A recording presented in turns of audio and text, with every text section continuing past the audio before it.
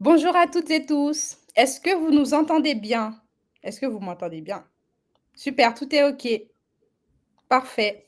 Déjà pour commencer, est-ce que vous pouvez nous dire où vous êtes exactement? Super. Dans quelle ville vous êtes? OK, un peu partout, Hexagone, outre-mer. Super. Donc, moi, c'est Winnie Alfred, donc je travaille à l'ADI, et je vous dis bienvenue à cette nouvelle webconférence, de notre association. Est-ce que, du coup, maintenant que vous nous avez dit où vous êtes un peu, en France, est-ce que vous pouvez nous dire si c'est la première fois que vous participez à une webconférence de l'ADI ou est-ce que vous faites partie des habitués? Alors, ah oui, les habitués, Bien, c'est bon. super. Ah oui, on a même des 5e fois. C'est parfait. Ben merci, pour à toutes les personnes qui ont l'habitude de participer à nos webconférences, c'est super, on vous remercie et encore une fois, bienvenue si c'est la première fois pour vous. J'espère que vous apprécierez. Donc, comme vous le savez sans doute pour les habitués, nous aimons organiser des webconférences, sur différents sujets, avec des partenaires, experts dans leur domaine ou des bénévoles de l'ADI. Donc aujourd'hui, c'est avec Agnès Nardon et Alban Lambert de l'URSSAF qui vont, démystifier tout ce qui est démarches administratives liées à l'immatriculation. Un grand merci à vous 2. Merci d'avoir accepté d'animer cette webconférence. Voilà, nous pourrons répondre à vos questions dans le chat. Donc, n'hésitez pas vraiment à interagir dans le chat, à poser vos questions. Voilà. Donc, avant de passer la parole à Agnès et à Alban, je vais vous présenter vraiment très, très rapidement l'ADI pour toutes les personnes qui ne connaissent pas encore. En attendant, vous pouvez nous dire peut-être, voilà, si vous connaissez l'ADI, si vous êtes enfin, si vous êtes suivi chez nous ou pas du tout. Donc, voilà qu'est-ce que c'est que l'ADI? Nous sommes une association reconnue d'utilité publique qui, vraiment défend l'idée que toute personne, peu importe qui vous êtes, peu importe votre niveau de diplôme, peut avoir accès à un financement, mais pas que, un financement qui est accompagné, professionnel et fondé sur la confiance. Donc nous avons un réseau de, spécialistes, qui financent et accompagnent des créateurs d'entreprises, des entrepreneurs, déjà immatriculés, pour vous faire vraiment en sorte qu'il y ait une économie plus solidaire et responsable. Super, donc on a une personne en 2001 qui a créé avec l'ADI. C'est super. Il y a même des gens qui font la formation J2A. C'est top. Alors, pour avoir une ordre d'idée, nous avons financé et accompagné en 2022 plus de 33 000 personnes et nous sommes vraiment présents partout en France avec 176 antennes et 390 permanences pour vous recevoir. Voi Il y a même madame Nathalie Chevalier qui a une présentation de l'ADI cette semaine. Alors donc, si vous vous dites: «OK, c'est super la mission, le nombre de personnes accompagnées, mais concrètement, qu'est-ce qu'on fait?» Donc, nous, notre microcrédit accompagné, c'est, d'abord un 1er contact avec, des conseillers en agence. Vraiment pour, évaluer votre besoin, évaluer, votre projet. Justement, on a une personne qui a suivi la formation «J'entreprends avec l'ADI». Il y a également des formations en individuel, du coaching, une plateforme «Je construis mon projet» pour que vous puissiez avancer à votre rythme, pardon, sur, chaque étape de votre projet. Un financement, donc nous avons un microcrédit professionnel qui vous permet vraiment, du coup d'avoir, les fonds nécessaires pour lancer votre projet. Donc nous avons aussi des offres de microassurance parce qu'il faut aussi se protéger son activité, mais pas que. Nous avons aussi un microcrédit mobilité. Donc là, c'est vraiment pour les personnes qui ont des besoins, liés, au transport. Voilà. Donc bien sûr, on vous a accompagné, on vous a financé, mais on ne vous laisse pas en vous disant: «Bon, voilà, c'est fini avec l'ADI». Mais non, on aime bien rester en contact avec les personnes qu'on accompagne, qu'on finance et donc nous avons des offres d'accompagnement pendant toute la vie de votre entreprise. Voilà, donc que ce soit sur le volet commercial, financier, fiscal, administratif et juridique, nous sommes là pour vous accompagner et même nous avons des bons plans à négocier avec des partenaires pour faire en sorte que nos clients puissent avoir accès à des offres, à des tarifs préférentiels. Voilà, donc c'est tout pour la présentation de l'ADI. Je ne vais pas en dire plus. J'invite Agnès et Alban à se présenter et ensuite, du coup, à un peu démystifier tout ce qui est immatriculation pour nous. Merci à vous 2. Merci Winnie. Oui, bonjour à toutes et à tous. Avec Alban, donc on va vous donner un certain nombre de conseils et vous présenter l'ensemble des offres de services de l'URSSAF pour vous accompagner. Alors, Winnie en a parlé, bien sûr, il y a l'accompagnement avant la création d'entreprise qui est primordial. Hein. Il y a aussi l'accompagnement une fois que vous êtes créé. Et bien, nous, on a aussi cette volonté d'être à vos côtés tout au long de la vie de votre entreprise. Et vous verrez qu'à travers ce que l'on va pouvoir vous dire avec Alban, vous verrez que vous ne serez pas tout seul une fois que vous aurez créé non plus, et que, y compris pour cette partie de partenariat avec l'URSSAF, vous aurez des accompagnements qui vous seront proposés. Alban, tu veux rajouter un petit mot?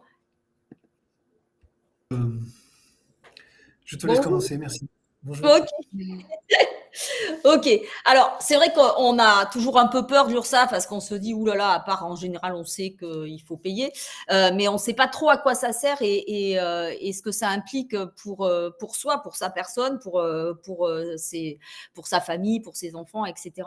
Et surtout, vous avez l'habitude, si vous avez déjà été salarié, je dirais d'être protégé et d'être accompagné par votre employeur sur toute cette partie-là.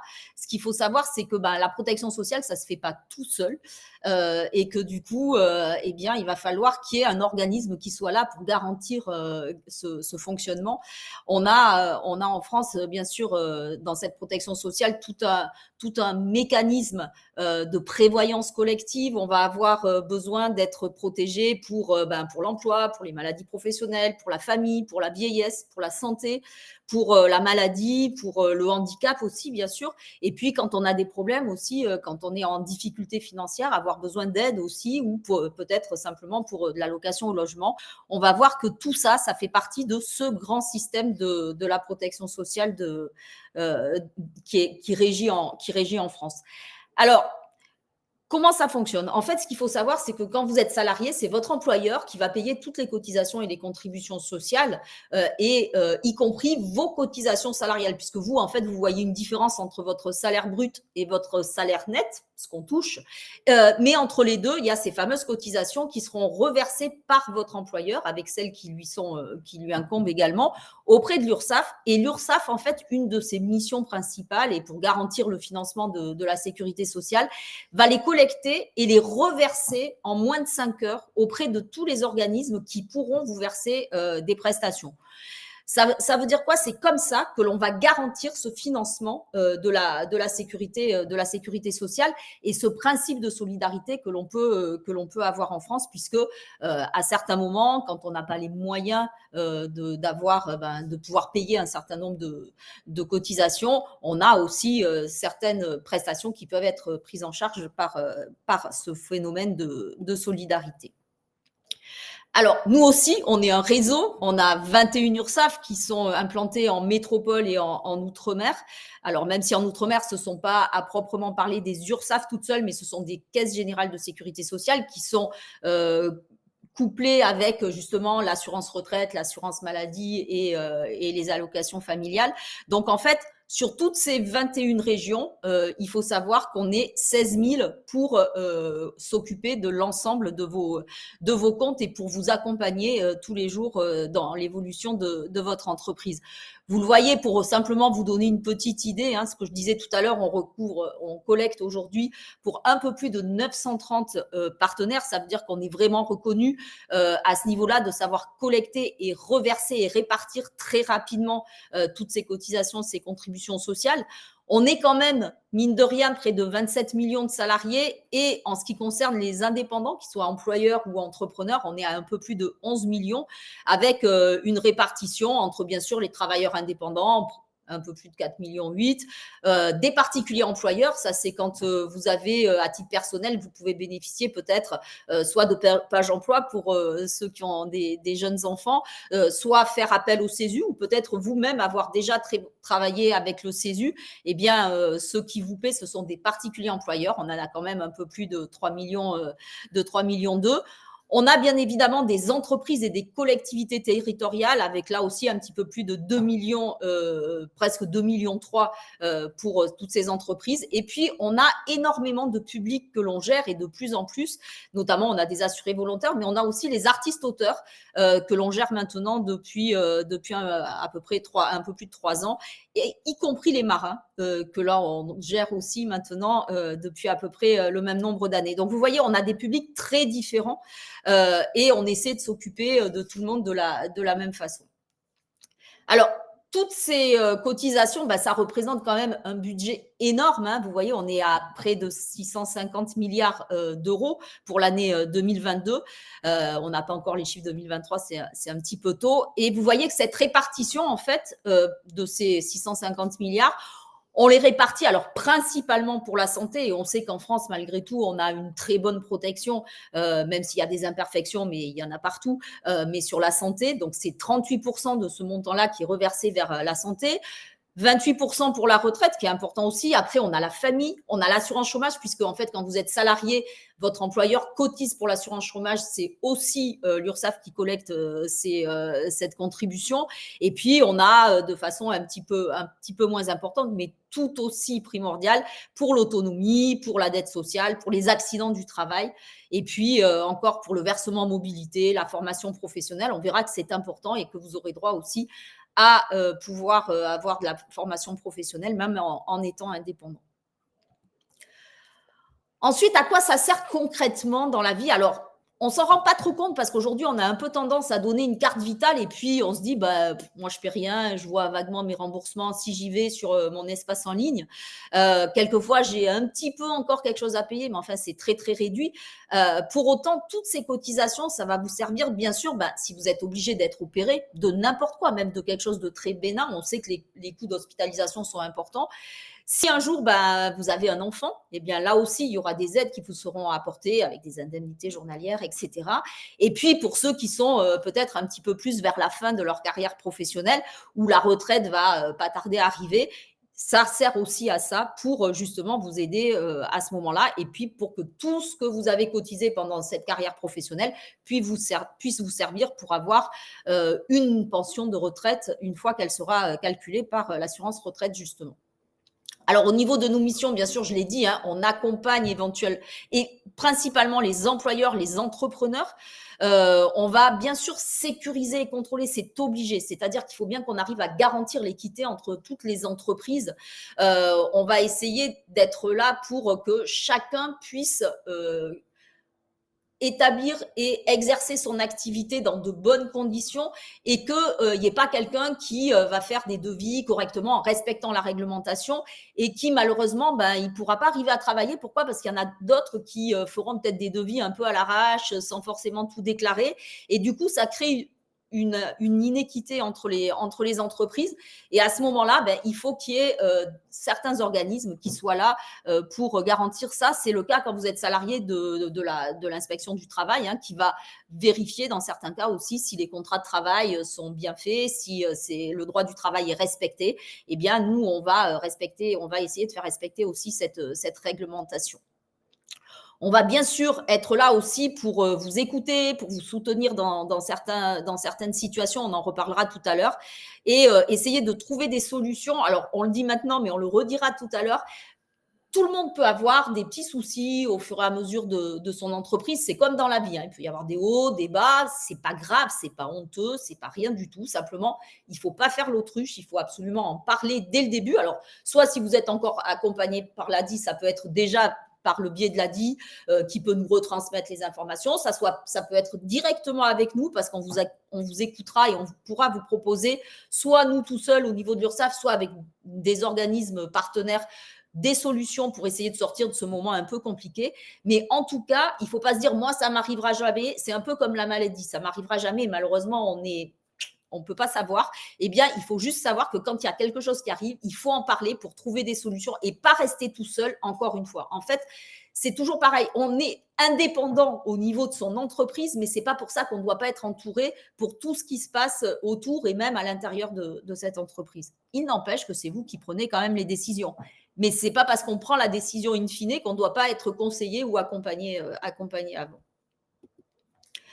Alors après, ça c'est ce que je viens de dire un petit peu, et du coup, forcément, on est obligé aussi par ce biais-là de faire des contrôles pour pouvoir savoir si les entreprises, si les professionnels qui proposent des services à des particuliers ou à d'autres entreprises sont bien déclarés et si le respect de la réglementation qui existe en France est respecté. Donc, on a aussi un certain nombre de contrôles qui sont effectués dans l'année auprès d'indépendants ou d'entreprises.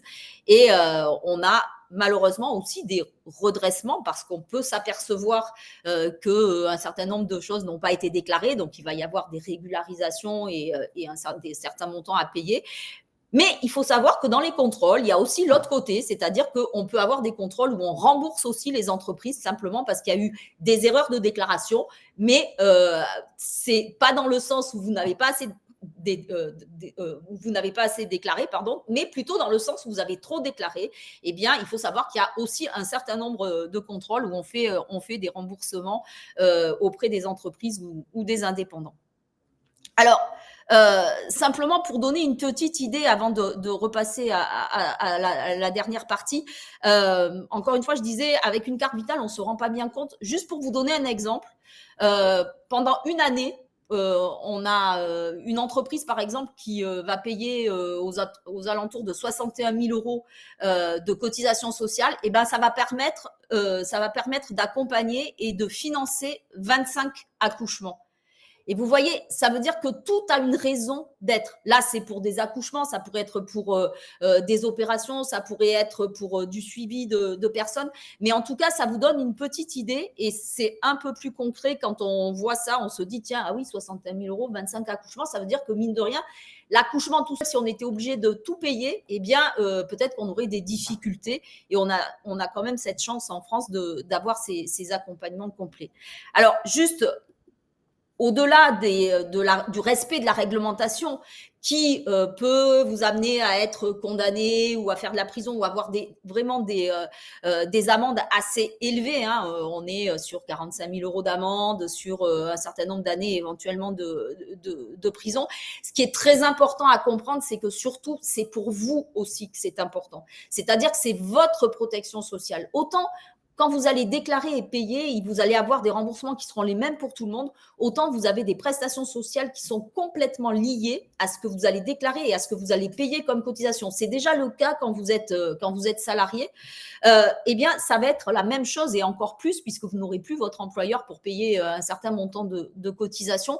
Et c'est là où toute cette importance de déclarer et de payer ces cotisations, le jour où vous avez un pépin, eh ben, c'est là où ça sera le plus pris en charge. Vous aurez le moins de problèmes et où il y aura des possibilités d'accompagnement. Et sur cette partie-là, c'est pour ça qu'on fait aussi beaucoup de prévention pour vous sensibiliser à cette obligation de déclaration. C'est vraiment là-dessus qu'il faut déjà se poser des questions et se dire oui, et si moi il m'arrive quelque chose et que je n'ai rien déclaré ou que je n'ai rien payé, ben malheureusement pour un certain nombre de prestations, je n'aurai rien non plus derrière.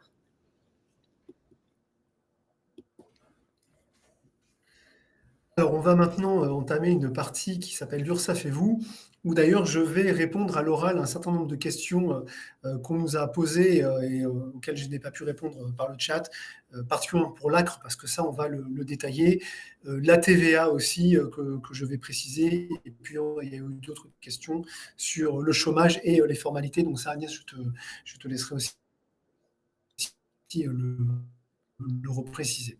Alors, en ce qui concerne donc le régime fiscal de la micro-entreprise, parce qu'il n'y a déjà eu pas de questions sur le statut auto-entrepreneur, il faut savoir qu'une auto-entreprise est une entreprise individuelle au niveau juridique, mais avec un régime fiscal particulier qui est celui de la micro-entreprise. Donc, micro, ça veut dire petit, on s'adresse à des entreprises petites ou moyennes, avec un plafond de chiffre d'affaires à ne pas dépasser. Alors, la particularité aussi de la micro-entreprise, c'est qu'on ne sera pas en comptabilité réelle, on n'aura pas donc de comptabilité pour déduire des charges d'exploitation. Et c'était d'ailleurs aussi une question. Si on est en auto-entrepreneur, il faudra avoir une activité où on a quand même peu de dépenses parce que sinon, ça ne fonctionnera pas économiquement, on ne pourra pas les déduire puisqu'on n'aura pas de comptabilité. Donc, plafond de chiffre d'affaires en année civile qui doit être inférieur à un certain montant selon la nature de l'activité. 188 700 pour une activité d'achat-revente de marchandises et puis 77 700 pour toutes les activités de prestations, que ce soit des prestations BIC, bénéfices industriels ou commerciaux, ou des BNC, bénéfices non commerciaux, on va dire pour les prestations intellectuelles au sens large, ainsi que pour les professions libérales non réglementées qui relèvent de la CIPA. Donc pour toutes les activités et prestations, on est à 77 700. Attention quand même, ces plafonds sont proratisés en début d'activité, en première année d'activité. Eh bien, on va proratiser ce montant-là par rapport au nombre de jours entre votre inscription et le 31 décembre. Donc ça, c'est le plafond de chiffre d'affaires. Alors, je vois une question, là, s'il n'y a pas d'abattement, là, 77 700 € pour les prestations, c'est le chiffre d'affaires encaissé sans aucun abattement. Et ce sont bien les plafonds 2024. Deuxième point à bien connaître, c'est la franchise de TVA. Alors là, c'est un autre seuil. De 0 à un certain seuil, selon la nature de l'activité, vous n'allez pas facturer la TVA, vous serez donc ce qu'on appelle en franchise de TVA, vous facturez hors taxe. Et puis, au-delà d'un certain seuil, selon la nature de l'activité, à partir de 101 000 € en activité de vente ou 39 100 € en activité de prestation, dès que vous allez dépasser ce seuil, à n'importe quel moment dans l'année, le mois de dépassement, eh bien, vous devrez facturer la TVA.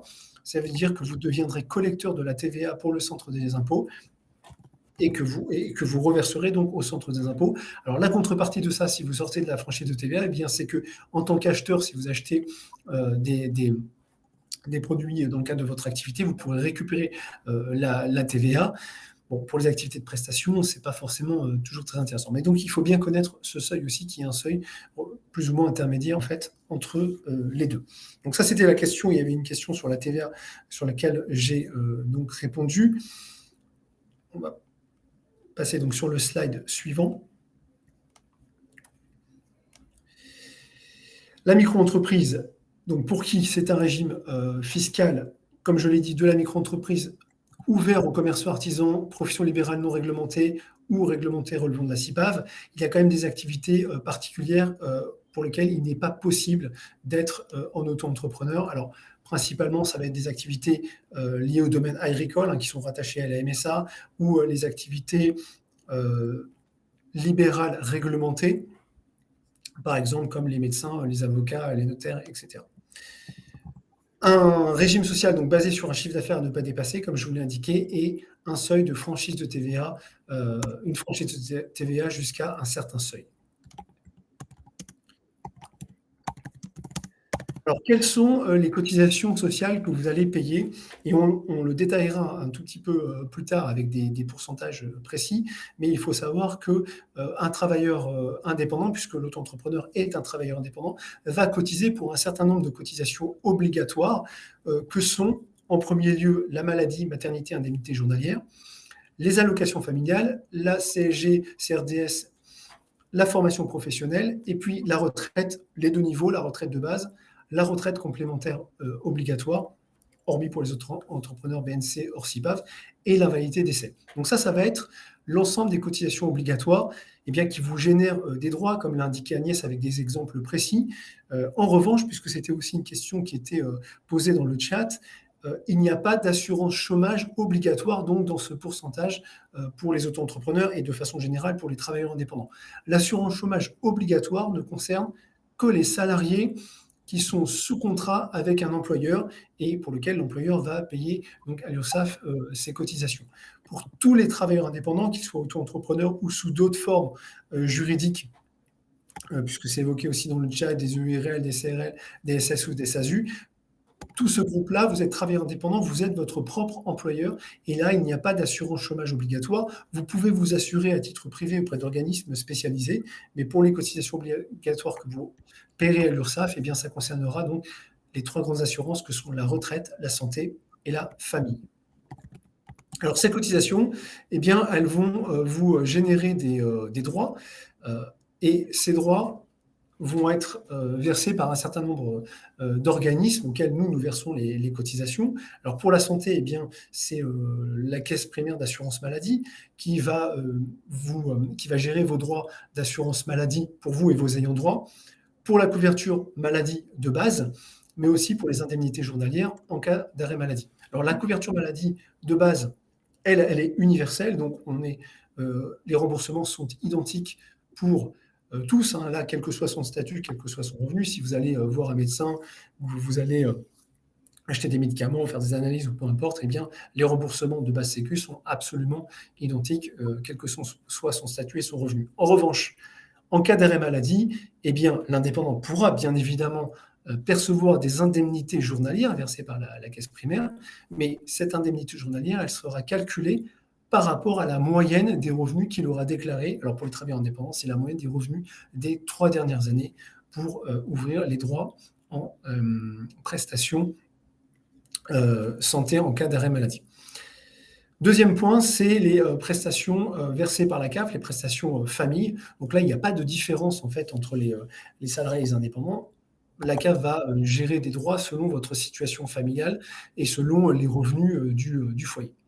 Troisième point, c'est la retraite. La retraite va être gérée par l'assurance retraite. Alors, c'était une question d'ailleurs dans le chat. Auparavant, effectivement, il y avait un régime particulier pour les travailleurs indépendants qui était le RSI, qui gérait aussi la retraite. En 2020, ce régime a disparu et l'URSSAF a repris l'intégralité du recouvrement des cotisations, mais les organismes du régime général ont pris en charge la gestion donc, de la santé et particulièrement de la retraite pour les travailleurs indépendants. Donc c'est l'assurance retraite, la caisse de retraite des salariés, qui va gérer les droits de retraite pour les indépendants et donc en l'occurrence aussi les auto-entrepreneurs pour la retraite de base, mais aussi pour la retraite complémentaire pour les indépendants. Ça, c'est une particularité, alors que la retraite complémentaire pour les salariés est gérée par l'AGIRC et l'ARCO. Ce qu'on pourrait dire aussi au niveau de la retraite, sans rentrer trop dans le détail, c'est que les travailleurs indépendants font partie de ce qu'on appelle les régimes alignés depuis 1973, donc ça fait plus de 50 ans. La formule, contrairement à beaucoup d'idées reçues, la formule de calcul de retraite est la même pour un indépendant que pour un salarié. Alors après, ce n'est qu'une formule. La formule, elle va prendre en compte la moyenne des revenus déclarés. Aujourd'hui, c'est sur la moyenne des 25 meilleures années. En clair, ça veut dire que à même revenu déclaré tout au long de sa carrière, en tout cas sur les 25 meilleures années, on aura le même calcul de retraite. Donc, ce qu'il faut bien comprendre sur la retraite, c'est que le droit va être calculé sur la moyenne des revenus qu'on va déclarer.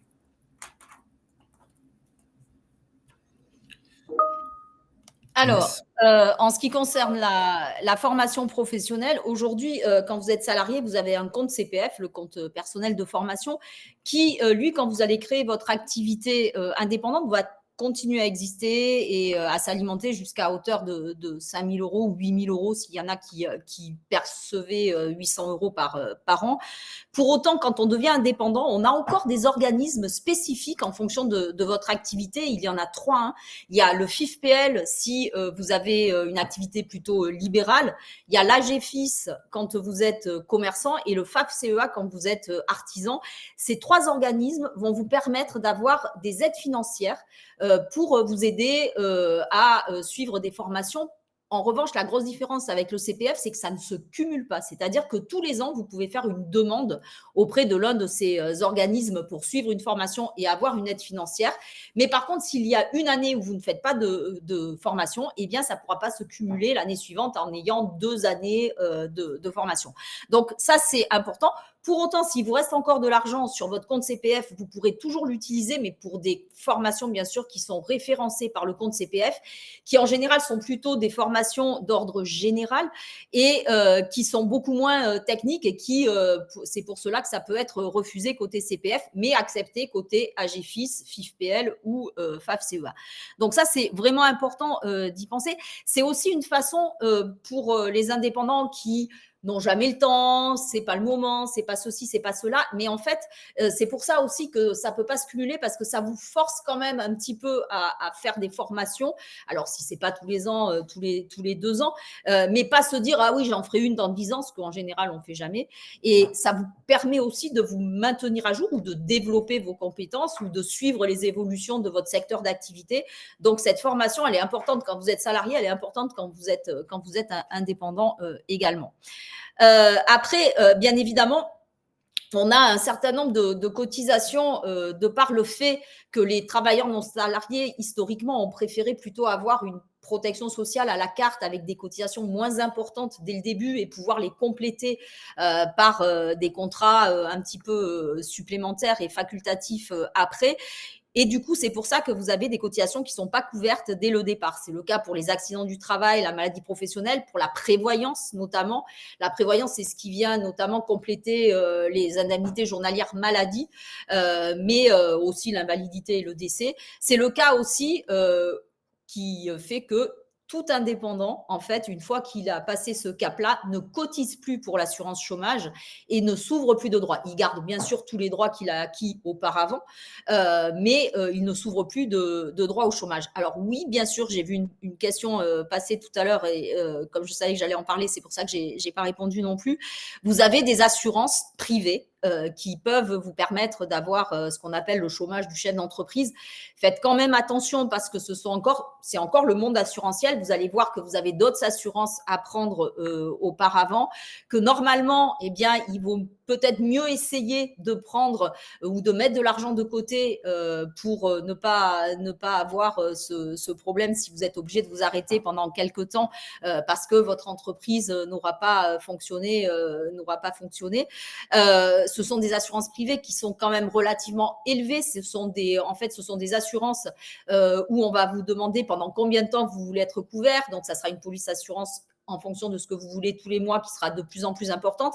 Et je vous rappelle, comme le disait Alban tout à l'heure, que notamment quand vous êtes auto-entrepreneur, vous ne déduisez aucune charge. Ça veut dire que ce serait un paiement vraiment à titre personnel que vous feriez. Et très honnêtement, par rapport à ce que vous allez déjà devoir de base, le plus important, ça sera peut-être justement la prévoyance, peut-être quelque chose pour l'accident du travail, éventuellement pour de la retraite, le chômage devant venir par expérience et par le nombre de personnes qui le prennent, et notamment en auto-entrepreneur, c'est-à-dire très très proche de zéro, pas forcément le plus important, surtout que vous aurez aussi des assurances à prendre selon votre activité et un médiateur de la consommation. Donc faites attention à ne pas vouloir tout prendre dès le début, mais de prendre ce qui est le plus important et surtout vous protéger déjà vous-même. Au niveau de vos démarches, alors l'année dernière, on a eu un grand changement, c'est-à-dire qu'il y a eu la création de ce guichet unique qui est géré par l'INPI, qui remplace en fait tous les sites qui existaient auprès des chambres de métiers, de commerce et de l'URSSAF pour justement déclarer, immatriculer votre activité. Le but étant qu'avec une seule formalité, tous les organismes qui doivent connaître la création de votre entreprise, en fait, sont prévenus. Ce sera la même chose d'ailleurs quand vous souhaiterez faire une modification. Alors, une modification, ça peut être simplement vous déménager, mais il faudra faire une modification ou vous ajouter une autre activité. Il faudra aussi faire une formalité de modification. Ou si un jour vous voulez cesser, eh bien, il faudra aussi faire des formalités. Et du coup, ça se fera toujours sur ce site du guichet unique via formalité.entreprise.gouv.fr. Pour ça, eh bien, vous avez un certain nombre d'activités que vous pouvez déclarer et exercer comme ça, sans plus de formalités et sans plus de particularités ou d'expérience que vous pouvez avoir. Il y en a d'autres où vous êtes obligé, notamment dans les métiers artisanaux, d'avoir soit un diplôme, soit une expérience professionnelle au moins de 3 ans. C'est le cas notamment lorsque vous êtes dans le milieu du BTP, dans la coiffure, dans l'esthétique. Tout cela, c'est obligatoire et c'est la chambre de métier en fait qui, au moment de votre votre immatriculation, au niveau du guichet unique, on va vous demander tous ces documents-là. Et c'est la chambre de métier qui validera le fait que vous avez le droit d'exercer cette activité ou pas. Ça ne veut pas dire pour autant que d'autres activités il n'y a pas d'obligation particulière, mais ça peut passer via un ordre. Par exemple, je prends tout à l'heure, quelqu'un demandait ce que c'était la CIPAV. C'est un organisme de retraite des professions libérales dites réglementées qui ont le droit d'être auto-entrepreneurs, parce qu'au final, il y en a très peu, il y en a une vingtaine, parmi lesquels vous avez les architectes d'intérieur, les ingénieurs conseils, vous avez les psychologues, les psychothérapeutes, les psychomotriciens, les diététiciens, mais vous avez aussi les moniteurs de ski, les guides conférenciers. Tout cela font partie de cette CIPAV, et vous avez aussi l'obligation d'avoir un certain nombre de diplômes ou de validations, mais ce n'est pas au moment de l'immatriculation que ça se gère, c'est avant, encore une fois, soit par une inscription à un ordre, soit par une validation qui vous permet de pouvoir créer ces activités.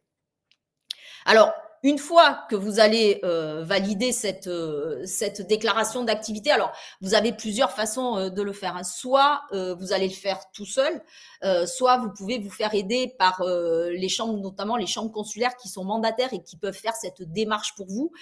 Si vous le faites tout seul, eh bien c'est gratuit. Si vous le faites accompagné par les chambres de métier ou les chambres de commerce, il y aura un prix d'accompagnement, mais ça veut dire aussi que votre dossier il sera complet dès le début, que ça ira plus vite au niveau de la validation. Là, c'est vraiment à vous de choisir et de voir ce qu'il est possible pour vous de faire au moment de cette immatriculation. Une fois que vous avez validé cette immatriculation, vous verrez que sur le guichet unique, vous allez avoir une fiche qui va s'appeler synthèse validée définitive, qui va faire que là, ça veut dire que tous les organismes ont été prévenus. Enfin, en tout cas, tous les éléments sont partis.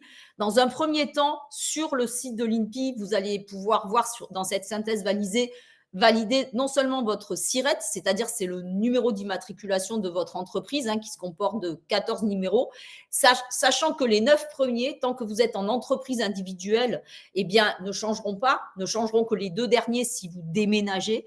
Et puis, le numéro changera si vous passez en société, c'est-à-dire que vous passez d'une personne physique à une personne morale. Ensuite, vous allez recevoir… Alors, ce numéro SIRET, vous l'aurez sur le site, forcément, et de manière un petit peu plus aléatoire en ce moment, l'INSEE vous adressera un courrier ou pas. Mais en tout cas, le fait de l'avoir sur le site de l'INPI, c'est déjà une preuve comme quoi vous pouvez le retrouver après sur le site de l'INSEE. Ensuite, vous allez recevoir par contre par courrier une attestation d'affiliation à la sécurité sociale, en sachant que ça sera un courrier avec le logo de l'URSSAF, de l'assurance maladie et de l'assurance retraite. Puis, vous allez recevoir dans les 4 à 6 semaines une attestation d'affiliation à l'URSSAF. Ça veut dire qu'à partir de ce moment-là, vous êtes vraiment intégré dans notre système d'information et notamment, vous aurez accès à l'ensemble des services en ligne, soit sur le compte en ligne sur le site autoentrepreneur.ursaf.fr, soit sur l'appli mobile auto-entrepreneur URSSAF, à partir de laquelle, on le verra tout à l'heure, vous pourrez faire un certain nombre de formalités. Et puis, vous recevrez aussi entre les deux, normalement, un document des impôts. Ça, c'est pour la cotisation foncière des entreprises. Alors là aussi, je réponds à une question de tout à l'heure. À partir du moment où vous domiciliez une entreprise, c'est-à-dire qu'à cette entreprise, pour avoir ce numéro SIRET, vous êtes obligé de déclarer une adresse. Cette adresse, elle va être considérée comme l'adresse du siège social de votre entreprise. Alors, ça peut être chez vous, ça peut être dans une société de domiciliation, ça peut être dans d'autres locaux. Bien évidemment, vous devez payer une cotisation foncière des entreprises. Alors, jamais la première année, surtout ne faites pas l'erreur si vous deviez déclarer que l'année prochaine, de déclarer le 1er janvier, attendez le 2. Mais ça se paie à partir de la 2e année d'activité, en fin d'année, puisque c'est au mois de décembre, c'est calculé dans un premier temps sur 50%, et vous ne la devez que si vous dépassez un chiffre d'affaires de 5 000 euros. En dessous de ces 5 000 euros, vous ne devez pas de cotisation foncière des entreprises. Le montant, on ne peut pas vous le donner parce que c'est très particulier à partir du moment où vous domiciliez l'entreprise chez vous, parce qu'en général, on va déclarer une pièce de 8, 9, maxi 10 mètres carrés. Eh bien, on va vous attribuer ce montant de CFE sur une base qui est une base forfaitaire. Ces bases forfaitaires, en fait, elles sont définies et votées par vos conseils municipaux. Et après, donc ça à la base. Et après, en fonction de votre chiffre d'affaires, eh bien, vous payez plus ou moins de cotisations foncières des entreprises, sachant que un certain nombre, très peu d'activités sont exonérées de cette cotisation foncière des entreprises. Ça, pour savoir exactement, c'est auprès des impôts qu'il faut que vous soyez, que vous informiez. Et puis, ça vous permet, quand vous allez recevoir ce document, de le compléter, de le renvoyer. Même si c'est pour l'année prochaine, il faut le faire rapidement. Et vous pourrez comme ça aussi créer votre compte en ligne, le compte professionnel sur le site des impôts. C'est tout ce que vous devez recevoir comme document. Tout ce que vous recevez en dehors, faites attention, c'est-à-dire que si vous recevez un courrier où on vous demande de payer un peu moins de 200 €, un peu moins de 300, de faire des affichages en payant quelque chose, tout ça, vous ne vous en occupez pas, ça ne vous concerne pas. Si vous avez des doutes, n'hésitez pas à nous appeler, à regarder sur le site Infogreffe s'il n'y a pas des arnaques. Mais en général, ce sont vraiment des courriers qui veulent vous forcer à payer quelque chose et malheureusement pour rien du tout derrière. Donc, c'est vraiment quelque chose auquel il faut faire attention en début d'activité. Que vous créez une activité d'auto-entrepreneur ou quelle que soit la structure que vous allez créer, il y a toujours énormément de gens qui vous adressent des courriers avec quelque chose à payer en début d'activité. J'ai une petite question, Agnès. Oui. Il y a une petite question qui remonte. C'est quoi le délai entre le moment où l'on remplit le formulaire d'immatriculation et l'affiliation à l'URSSAF? C'est ce que j'ai dit, à peu près 4 à 6 semaines. Ok. Pour autant, c'est à partir du moment où vous avez votre SIRET, vous avez la possibilité, si vous avez déjà un client et vous pouvez commencer à facturer. Vous avez un délai au début. De toute façon, on va vous demander de déclarer vos chiffres d'affaires que quand vous l'avez encaissé. Donc, il n'y a pas de souci. Vous régulariserez après. De toute façon, il y a des délais, encore une fois. Mais il faut avoir c'est plus prudent d'avoir le numéro SIRET parce que ça veut dire que, surtout si vous avez des activités réglementées, ça veut dire que ça a bien été validé par la chambre de métier. Super, merci. Alors, en ce qui concerne les aides, et en particulier l'ACRE, puisqu'il y a eu déjà pas mal de questions dans le chat concernant l'ACRE, il faut distinguer deux situations, les auto-entrepreneurs et tous les autres qui ne sont pas auto-entrepreneurs, c'est en entreprise individuelle au régime réel ou sous forme de société URL, SARL ou SAS, SASU. Alors, si vous n'êtes pas auto-entrepreneur, eh bien, l'ACRE va s'appliquer automatiquement à la création de votre entreprise à partir de la date de la création, et ça sur une période d'1 an jusqu'à la date anniversaire, sous réserve de respecter deux conditions, entre guillemets, c'est donc d'être créateur ou repreneur et de respecter un délai de carence entre un bénéfice. Si vous aviez déjà bénéficié de l'ACRE auparavant, eh bien, il faut un délai de carence de 3 ans. Si vous en avez bénéficié dans un laps de temps de moins de 3 ans et que vous avez immatriculé une entreprise, vous ne pourrez pas en rebénéficier. Et puis être créateur, je réinsiste sur cette notion, ou repreneur, c'est-à-dire qu'il faut créer une entreprise. Si c'est une même activité qu'une entreprise que vous auriez déjà créée, il faut une année civile de battement, ou alors il ferait une entreprise avec une nouvelle activité. Bon, si c'est votre première entreprise, là, il n'y a pas de question. Donc être créateur ou repreneur et respecter un délai de carence de 3 ans. Et là, l'ACRE va s'appliquer automatiquement pour toutes les personnes qui ne sont pas auto-entrepreneurs, avec une exonération, je veux dire approximativement des 2/3 des cotisations qui seront dues par rapport à la base des revenus pour soit le travail indépendant, soit l'assimilé salarié.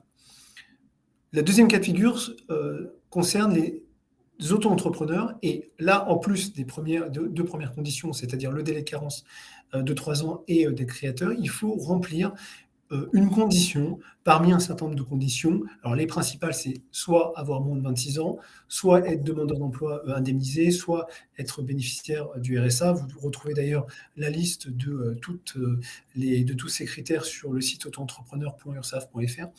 Et il faut donc appartenir à au moins une de ces catégories. Et parallèlement à ça, il faut faire la demande formelle sur auto-entrepreneur.ursaf.fr. Il y a une page dédiée à l'ACRE, vous tapez ACRE dans le moteur de recherche, vous allez retrouver la demande d'ACRE, où vous allez voir les conditions, vous allez voir le formulaire à télécharger et à remplir, et vous avez en dessous, toujours sur la même page, le lien pour retourner ce formulaire rempli avec le justificatif selon votre situation. Cas classique, vous êtes demandeur d'emploi indemnisé, eh bien, il faudra joindre la demande avec votre justificatif de Pôle emploi. Donc, si vous avez des revenus modestes aussi, vous avez peut-être droit donc, à la prime d'activité ou RSA afin de compléter vos revenus d'activité. Donc, ça, c'est ce qui concerne l'ACRE. Alors, je précise aussi, pour les auto-entrepreneurs, là, ce ne sera pas une période d'1 an, mais ce sera une période de 3 trimestres, 3 trimestres civils qui suivent le trimestre d'affiliation. Donc là, je vais prendre 2 exemples. Si on est auto-entrepreneur et qu'on s'inscrit aujourd'hui le 9 février 2024, on est au premier trimestre. Et si on est bénéficiaire de l'ACRE, alors le premier trimestre va compter pour 1, plus 3 trimestres, on bénéficiera de l'ACRE jusqu'au 31 décembre. Si en revanche, je m'inscris le 10 avril, eh bien, le 10 avril, on est passé au deuxième trimestre qui va compter pour 1, plus 3 trimestres. L'exonération va donc durer jusqu'au 31 mars de l'année suivante. C'était une des questions d'ailleurs. Est-ce qu'on nous demandait, est-ce qu'il est plus intéressant de s'inscrire à une période donnée dans l'année? Si on n'est pas auto-entrepreneur, non, ça ne change rien, c'est la date anniversaire. En revanche, si on est auto-entrepreneur, effectivement, on va pouvoir optimiser la période de l'ACRE si on s'inscrit en début de trimestre. Après, c'est du cas par cas. Vous n'allez pas attendre 2 mois à vous tourner les pouces simplement pour là que ça va dépendre. Mais effectivement, si on arrive en fin de trimestre, parfois, il est plutôt judicieux d'attendre le début du trimestre civil suivant. Alors, sur la page que je vous indiquais, donc sur le site auto-entrepreneur.ursaf.fr, vous avez une page dédiée pour l'ACRE, demandez l'ACRE. Vous cliquez sur ce lien et vous allez avoir les conditions, le formulaire et le lien direct pour retourner votre formulaire avec votre justificatif. Je vous l'ai mis dans le chat. Je vais juste compléter, excuse-moi Alban, parce qu'il y a des petites choses sur l'ACRE. Alors, là, j'ai pas vu. Alors, vous n'avez pas besoin d'avoir reçu votre numéro sirène pour demander l'ACRE. C'est-à-dire que le principe, c'est vous faites votre immatriculation sur le site de l'INPI. Quand vous avez fini votre immatriculation, vous allez sur le site auto-entrepreneur.ursaf.fr à l'endroit où que vient de vous indiquer Alban, et vous faites votre demande d'ACRE. C'est comme ça. Pour ceux qui sont en fin de droit et qui veulent demander l'ASS ACRE, il n'y a pas de souci. Soit vous le faites avant et ça va basculer après, et le fait d'avoir l'ACRE et l'ASS, ça va vous permettre d'avoir 12 mois d'ASS à taux plein sans avoir de déduction d'ASS si vous gagnez de l'argent sur votre activité auto-entrepreneur. Ça dépend un peu à quel moment vous allez le faire. Après, il faut créer d'autres. J'ai vu une autre message. Non, il n'est pas besoin. Donc, comme il n'y a pas besoin d'avoir le SIRET, évidemment, il n'y a pas besoin d'avoir l'attestation d'affiliation de l'URSSAF pour demander l'ACRE. Donc, ça, vous pouvez le faire complètement avant. Et l'ACRE, effectivement, ce n'est pas que ce ne soit pas cumulable, mais ça ne sert à rien pour ceux qui sont en SASU, qui demandent à continuer à bénéficier de l'ARE et qui ont décidé de ne pas se verser de salaire. En fait, il faut juste le prendre à l'envers. Vous vous versez 0 de salaire, vous payez 0 de cotisation, on ne va pas vous verser, parce que nous, ce n'est pas un versement qu'on fait pour l'art, c'est une réduction, une diminution de vos cotisations ou un taux réduit selon votre statut. Donc, si vous avez 0, eh bien, c'est 0. Et donc, du coup, l'ACRE ne vous sert à rien. Ce n'est pas que ce ne soit pas cumulable, c'est juste que si vous ne vous versez pas de salaire, ça ne vous sert à rien. Je demande l'ACRE 2 mois après la création sur l'INPI. Non, alors l'ACRE, ça se fait maintenant, la réglementation, ça se fait au moment de l'immatriculation.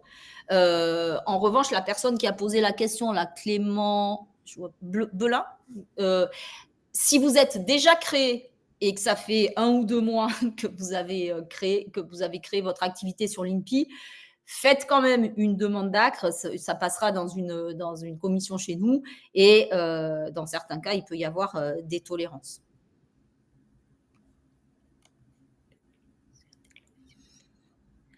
Est-ce que le bénéfice de l'ACRE modifie les cotisations retraite? Non. Effectivement, ça n'a rien à voir. L'ACRE, c'est vraiment, il faut bien se dire, hein, l'ACRE, c'est vraiment un cadeau. C'est-à-dire que quel que soit ce qui va rester vrai, c'est le montant de chiffre d'affaires. C'est-à-dire que vous n'aurez pas de trimestre de retraite validé, vous n'aurez pas de points de retraite complémentaires si vous faites zéro de chiffre d'affaires ou très très peu. Par contre, si vous faites un chiffre d'affaires suffisant pour valider vos trimestres de retraite et donc avoir aussi des points de retraite complémentaires, et bien là, le fait de payer moins de cotisations n'a aucune incidence sur vos prestations. Alors, j'ai mis dans le, parce qu'on avait aussi des questions, Alors, j'ai mis dans le chat le PowerPoint concernant l'ACRE pour les DOM, pardon. Pour les DOM. Juste, je vais refaire aussi un petit point sur. Il y a une personne, mais je ne sais pas si elle avait posé une question avant, j'ai vu que la fin, qui disait et pour les artistes-auteurs. Alors, il faut savoir que pour les artistes-auteurs, ça n'a rien à voir. Alors déjà, au niveau de l'ACRE, l'ACRE n'existe pas pour les artistes-auteurs parce que vous avez d'autres avantages. Donc, ça ne se calcule pas du tout de la même façon. C'est un compte particulier, ça n'a rien à voir avec soit les travailleurs non salariés classiques, soit les auto-entrepreneurs. Ce sont des calculs de cotisation aussi qui sont différents, des montants de cotisation différents. Vous avez plusieurs choix en étant soit précompté, alors ça je vais parler un peu technique, mais pour la personne qui va être artiste-auteur, elle va se reconnaître. Si vous touchez des droits d'auteur, par exemple de la SACEM ou comme ça, soit vous allez décider d'être aussi sur un régime micro-BNC, mais qui n'a rien à voir avec celui des auto-entrepreneurs, soit vous serez au régime du réel. Là, ce que je vous invite à faire, parce que si on rentre dans ce détail-là, on va un petit peu, je pense, donner des informations qui vont être contradictoires avec ce qu'on a dit jusqu'à présent et ça va être compliqué pour les autres. Mais c'est soit vous pouvez regarder les informations sur notre site artiste-auteur.ursaf.fr, soit vous pouvez voir avec Winnie et on essaiera de vous donner des informations parallèlement à cette webconférence. Alors, on a aussi une question qui revient, peut-être que je me suis mal exprimé ou j'étais un petit peu vite, concernant l'ACRE pour ceux qui ne sont pas auto-entrepreneurs. Bien évidemment, vous avez l'ACRE, mais vous n'avez pas de demande à faire. Elle est automatique à partir du moment où vous remplissez, comme je l'ai dit tout à l'heure, deux conditions, entre guillemets, c'est-à-dire être créateur et un délai de carence de 3 ans. Ah oui, alors il y a une personne qui a demandé aussi par rapport à l'ACRE tout à l'heure. Je vais arriver en fin de droit. Est-ce que j'aurai droit à l'ACRE à partir du moment où vous êtes inscrit à Pôle emploi et si vous n'êtes plus indemnisé, que vous avez au moins 6 mois d'inscription dans les 18 derniers mois, pour les auto-entrepreneurs, vous rentrez encore dans cette liste de bénéficiaires de l'ACRE. Donc, ce n'est pas parce que vous n'avez plus de droits que vous ne pouvez pas bénéficier de l'ACRE. Il faut être inscrit au moins 6 mois dans les 18 derniers mois.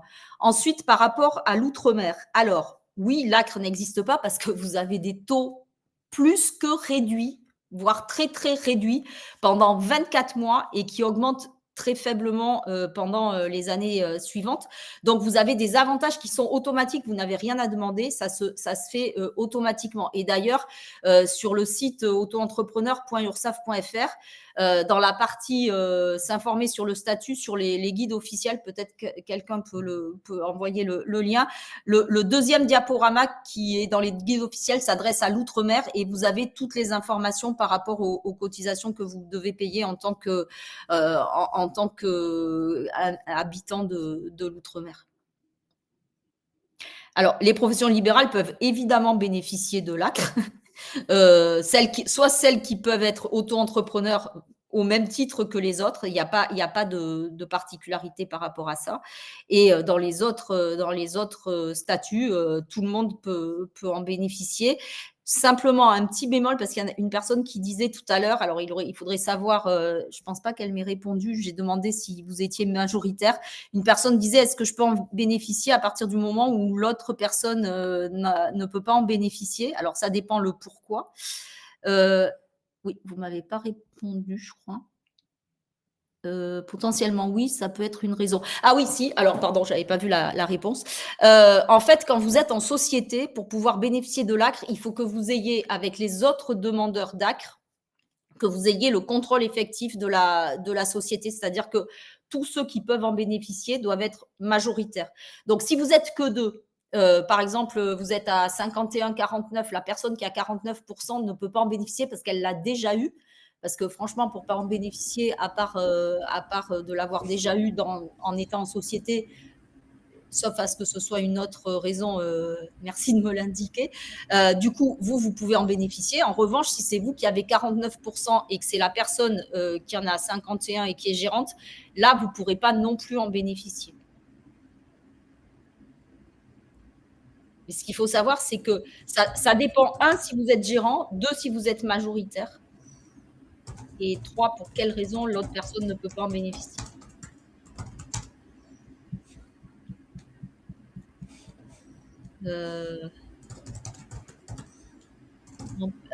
J'ai vu quelque chose en paysagiste, on bénéficie de l'atrocité. Alors, paysagiste, en fait, vous n'avez pas le droit d'être auto-entrepreneur, puisque ça dépend de la MSA, de la mutuelle sociale agricole. Voilà. Donc, ça se passe au niveau de la MSA. Pas de salaire. Tout de même une cotisation forfaitaire pour les charges sociales. Oui, alors, quand vous êtes travailleur non salarié au régime du réel, que ce soit en entreprise individuelle, au réel, à l'impôt sur le revenu, l'impôt sur la société, que ce soit en tant que gérant d'une URL ou gérant ou co-gérant de SARL, tous ceux où vous allez être travailleur non salarié, effectivement, c'est le seul cas où même si vous avez 0 de revenus, vous payez quand même des cotisations minimales, à peu près 1 200 € par an. Mais par contre, ces cotisations minimales vous permettent de valider 3 trimestres de retraite de base, d'avoir un peu d'invalidité d'essai, d'indemnité journalière et la formation professionnelle. Autant quand vous êtes auto-entrepreneur, vous gagnez 0, vous payez 0. Quand vous êtes assimilé salarié en président de SASU ou gérant minoritaire ou égalitaire de SRL, vous versez 0, vous payez 0. En revanche, tous les autres non-salariés, vous versez 0, vous payez quand même ces cotisations minimales, mais vous avez une protection sociale, ce qui n'est pas le cas pour les autres.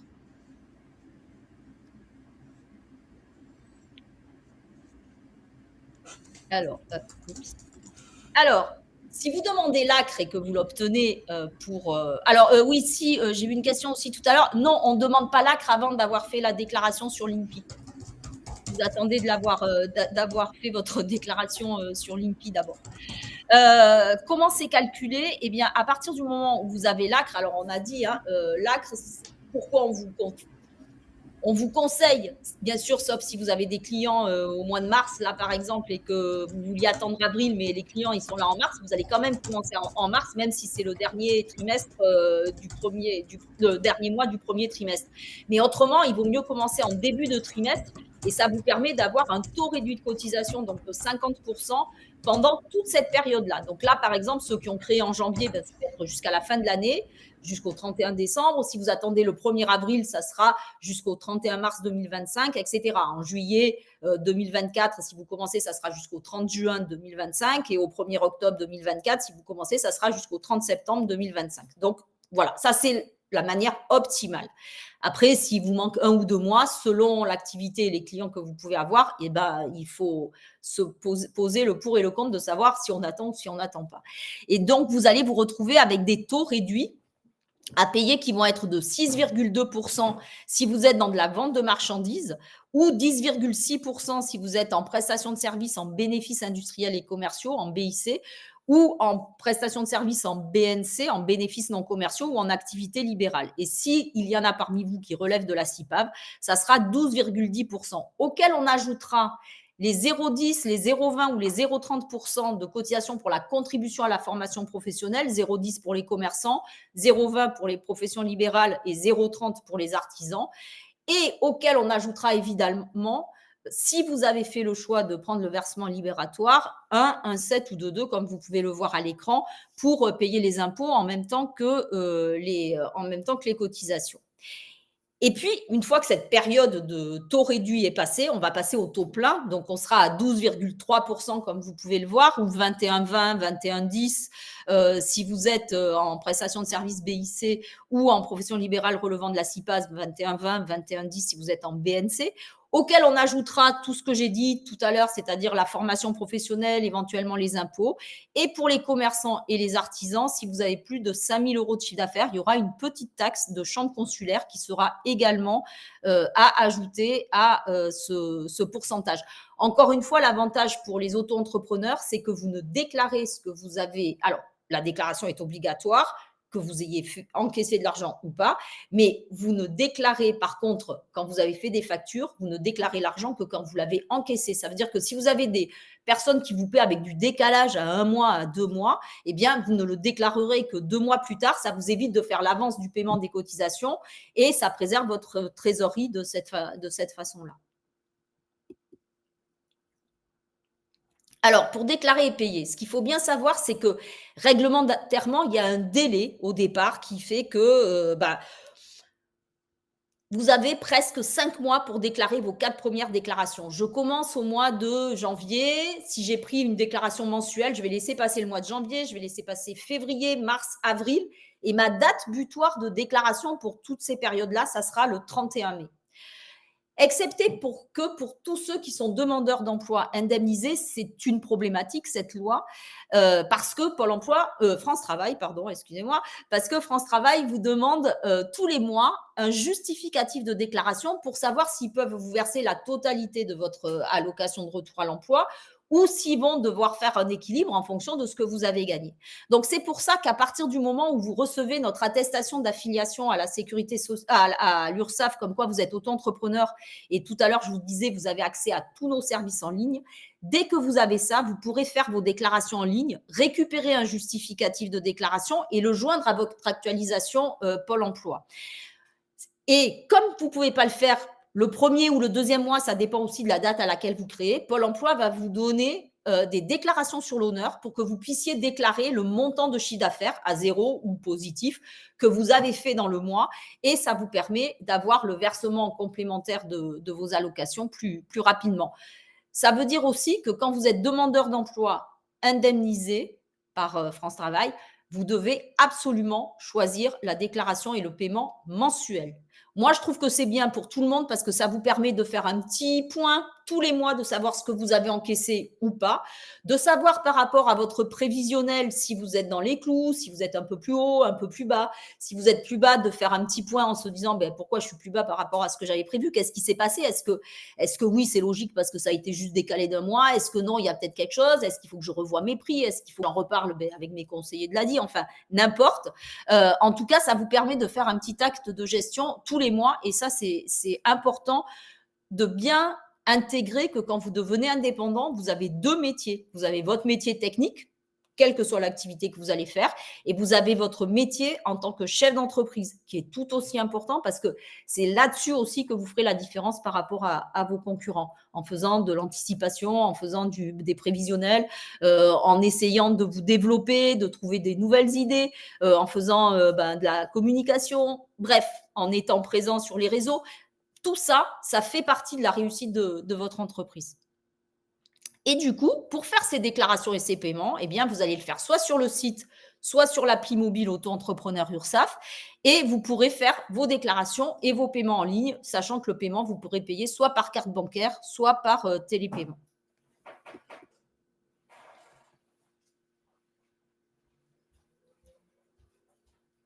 Ah, alors, je pense qu'Alban a eu un problème de connexion, donc je vais prendre le relais parce que normalement, c'est lui qui devait le faire. Vous m'entendez toujours, moi, ou il y a un souci? Non, tout va bien. Oui, je t'entends très bien, Agnès. Okay. Alors, je continue alors. La sortie du dispositif, c'est aussi quelque chose qu'il faut prendre en compte et préparer parce que vous allez pouvoir basculer à un autre régime fiscal. Par exemple, vous vous dites, bon, je commence pour tester, savoir si ça me plaît d'être chef d'entreprise, si ça démarre bien, comment ça va se développer. Je ne veux pas prendre de risques au début, je ne veux pas une comptabilité compliquée. Je vais là-dedans. Très bien. Et puis, vous vous rendez compte que oui, ça vous plaît, que oui, ça fonctionne, que oui, c'est génial, mais que vous commencez quand même à en avoir un peu marre de ne pas déduire, par exemple, les déplacements, les achats, etc. Et vous dites, bon, maintenant, je suis prêt, je vais passer à autre chose. Donc, je vais passer à une vraie comptabilité d'une entreprise et je vais passer à ce qu'on appelle le régime réel. ça se prépare parce que c'est quand même une très grosse différence. Et du coup, comme vous allez être encore en train de travailler, il va falloir que vous vous fassiez accompagner pour ce passage, pour savoir qu'est-ce qu'il va falloir faire comme chiffre d'affaires en plus pour pouvoir être au régime réel, parce que ça va engendrer des frais supplémentaires. Soit parce que vous allez créer une société, déjà la constitution de la société va avoir des frais. Il y aura des actes à faire tous les ans, le bilan, le juridique, le fiscal, etc. Vous allez avoir besoin éventuellement d'un expert comptable, c'est pas gratuit. Tout ça, ça veut dire qu'il faut le préparer, il faut s'y préparer au moins 6 mois à l'avance pour être tranquille et pour aborder ce passage de façon la plus sereine possible. Ensuite, il y a une autre façon de sortir du dispositif, c'est vous explosez les chiffres d'affaires dont Alban parlait tout à l'heure, les 188 700 ou les 77 700, ou les deux, hein, puisque je pense qu'Alban l'a dit tout à l'heure, mais je répondais aux questions, du coup, je n'ai pas entendu. Je le redis, c'est bien si vous avez plusieurs activités, vous pouvez avoir une activité de vente, une activité de prestation de service, eh bien, ça sera 188 700 euros maximum dans l'année, dont 77 700 euros de prestations de services ou d'activité libérale. Eh bien, si vous dépassez ces montants pendant 2 années consécutives, il faudra que vous passiez au régime du réel la 3e année. Donc là, vous avez déjà 1 an où vous dites « j'ai explosé », c'était génial, mais bon, voilà, c'était exceptionnel. Donc, je sais que l'année suivante, je vais redescendre et finalement, ce régime de l'auto-entrepreneur, ça me va bien, je reste là. Soit vous dites, bah, super, et comme c'est parti, bah, ça va continuer à augmenter. Donc, vous allez savoir dès le début ou dès le milieu de l'année que vous allez passer à autre chose. Bah, là aussi, il faudra préparer ce passage, encore une fois, au régime du réel. Et puis, il y a l'autre cas, c'est-à-dire que pour tout un tas de raisons, vous pouvez avoir un chiffre d'affaires à 0 pendant 24 mois. Et là, on va vous alerter, on va vous dire, qu'est-ce que vous faites avec cette activité? Est-ce que vous voulez la relancer? Est-ce que vous voulez continuer à essayer de la développer? Peut-être que vous avez eu un certain nombre de problèmes ou que vous aviez retrouvé un job entre deux et que vous avez un peu oublié l'auto-entreprise. Donc, voilà, pour plein de raisons. Mais là, il va falloir nous dire quelque chose. Nous dire non, je la garde et on va vous relancer ou dire j'arrête. Et dans ce cas-là, ce que je vous disais tout à l'heure, c'est qu'il faudra aller faire une cessation d'activité. Comme ça avait été le cas en début d'activité, tous les organismes ont été prévenus de votre création. Et bien là, il faut que tous les organismes soient prévenus de votre cessation d'activité. Pourquoi? Parce que pour la plupart, vous allez bien me recréer une entreprise un peu plus tard, dans 1 an, dans 5 ans, dans 10 ans.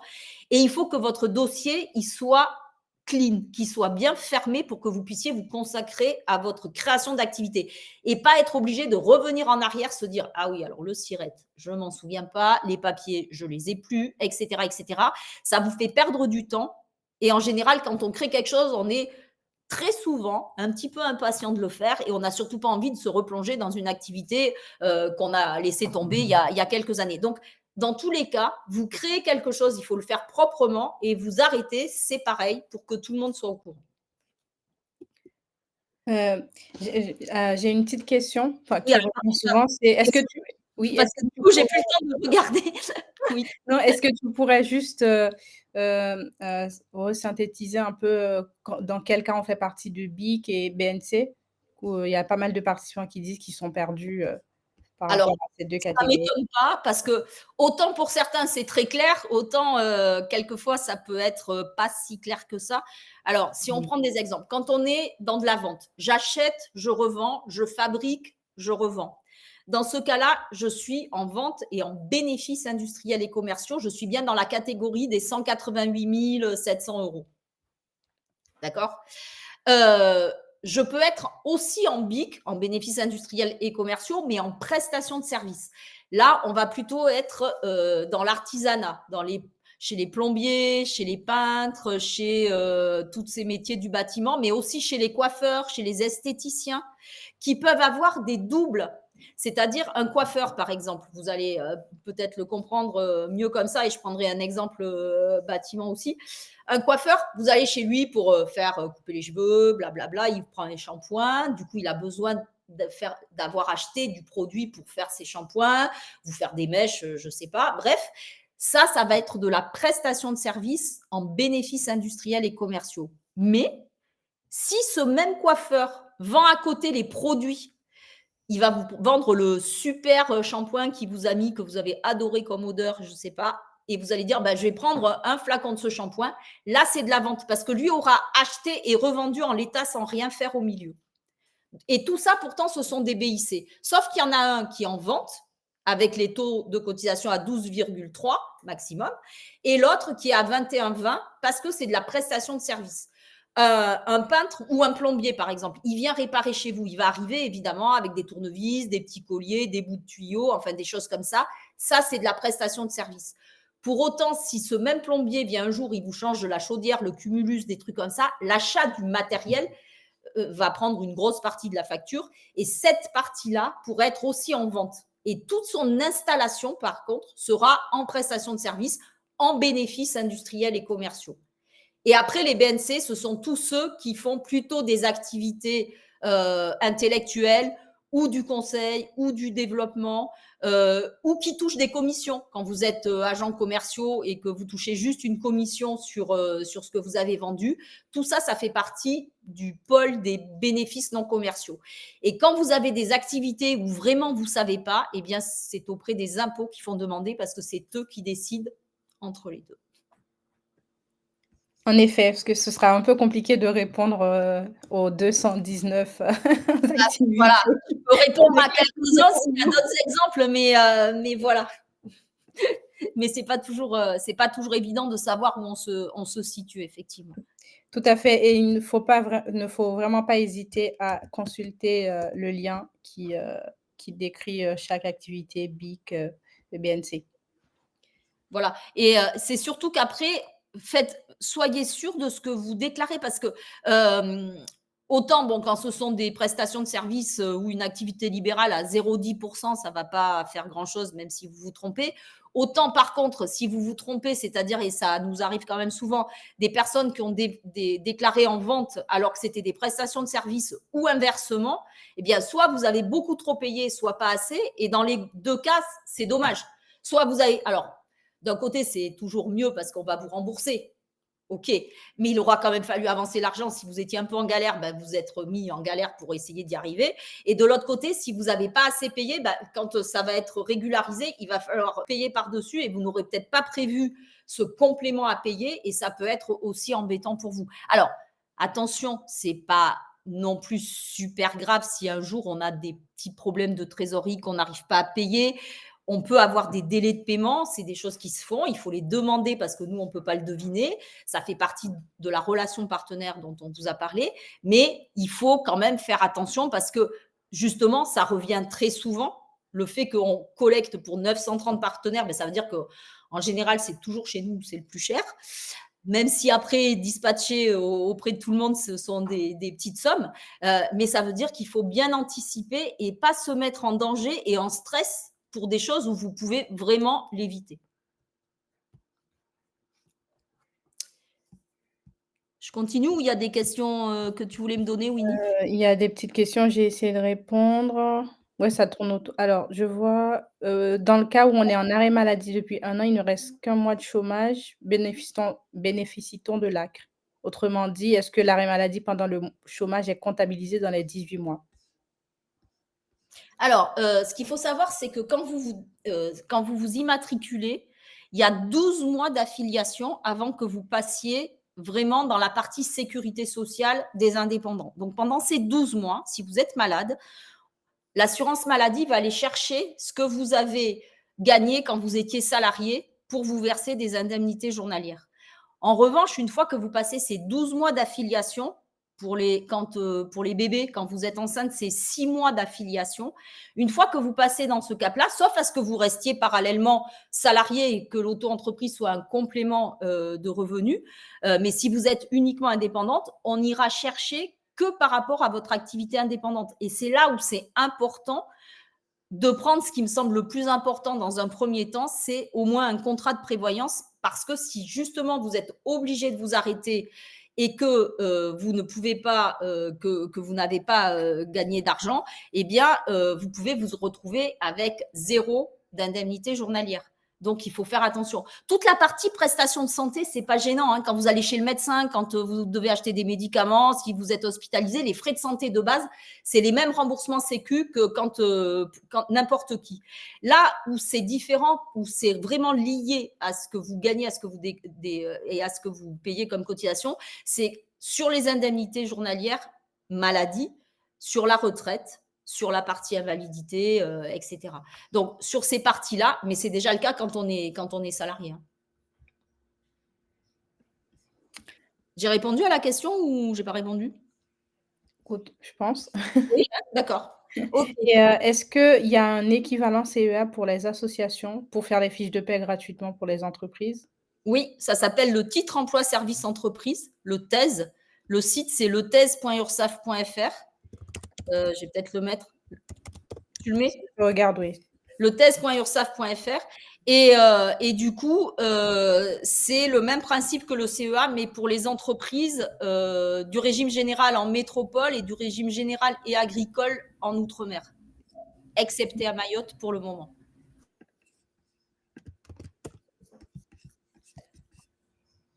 Ok. Bon, du coup, peut-être on peut avancer sur les dates clés. Oui. Ah ben, je vois qu'Alban est revenu. Oui. Tu nous entends, Alban? Ah non, je crois qu'il est fiché. Il a dû avoir des problèmes techniques, je pense. Oui. Bon, je vais continuer du coup. Alors, si on reprend vraiment très, très basiquement quelques dates, une fois que vous avez bien préparé l'immatriculation, la déclaration, que vous avez tout fait avant, l'étude de marché, la détermination des prix, le prévisionnel, tout ça, une fois que vous êtes prêt, on y va. Je déclare mon entreprise sur le guichet unique formalité.entreprise.gouv.fr. Après, si je sais que je suis éligible, je peux faire tout de suite après ma demande d'ACRE sur le site auto-entrepreneur.ursaf.fr. Alors, c'est absolument sur celui-là. Même s'il y a une question dans le site du guichet unique qui vous dit demande d'ACRE, oui, non, en fait, malheureusement, pour le moment, il n'y a aucune incidence, aucun lien derrière, aucune transmission d'informations. Donc, il faut vraiment aller le faire sur le site auto-entrepreneur. Pourquoi aussi? Parce que c'est l'URSSAF qui gère l'ACRE pour toutes les entreprises, quelle que soit l'activité. Donc, ça se passe obligatoirement par là. Ensuite, vous avez ce choix de la périodicité de déclaration mensuelle ou trimestrielle. Et j'insiste bien, pour les demandeurs d'emploi indemnisés, c'est obligatoirement du mensuel. Et pour les autres, je le conseillerais aussi. Mais voilà, ça c'est plus du conseil que de l'obligation, on va dire. En sachant que dès que vous serez inscrit dans notre système d'information, vous pourrez anticiper ces fameuses déclarations pour pouvoir fournir les justificatifs de déclaration auprès de Pôle emploi. Et si vous, pour X raisons, parce que vous n'avez besoin de rien, parce que peut-être vous êtes, je l'ai vu tout à l'heure, il y en a, je crois, qui étaient déjà à la retraite, vous pouvez très bien prendre de la déclaration trimestrielle. Eh bien, dans ce cas-là, on est sur le même principe, mais par trimestre. Ça veut dire que si je crée mon entreprise au cours du premier trimestre, par exemple, demain, je suis au mois de février, je vais laisser passer ce premier trimestre, je ne vais pas laisser passer le second, c'est-à-dire avril, mai, juin, et je devrais faire la déclaration de mes 2 premiers trimestres au plus tard le 31 juillet.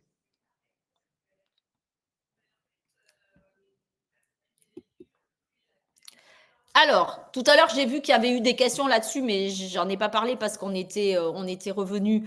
Je savais qu'on allait en parler de manière un petit peu plus détaillée.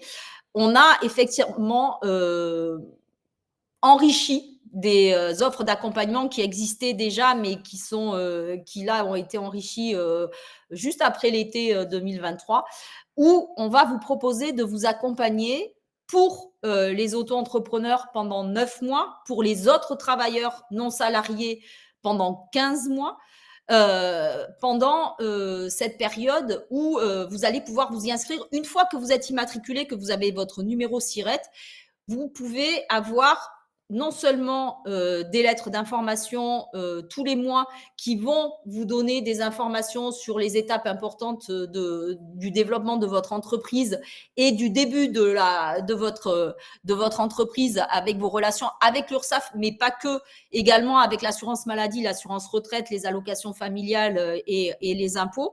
Donc ça vous permettra de voir aussi certaines échéances qu'il ne faut pas oublier, où il faut peut-être refaire des simulations. Par exemple, le versement libératoire de l'impôt sur le revenu, il faut faire des simulations avant de choisir de le prendre ou de ne pas le prendre au début, mais il faudra faire des simulations tous les ans pour voir si votre situation évolue et est-ce qu'il faut changer d'option ou pas. Donc ça sera important. Surtout que c'est une option qu'il faut prendre avant le 30 septembre de chaque mois. Et puis, on vous proposera de participer à des webinaires aussi. Alors là, où on sera soit nous tout seuls au niveau de l'URSSAF, soit là aussi avec nos partenaires, où vous pourrez poser bien sûr des questions. Ça peut être des webinaires justement sur les indemnités journalières, sur la maternité, sur la prime d'activité, les allocations logement, etc., etc., tout ça. Et puis, on vous proposera aussi une offre de rendez-vous avec un interlocuteur dédié si vous voulez avoir un échange avec une personne.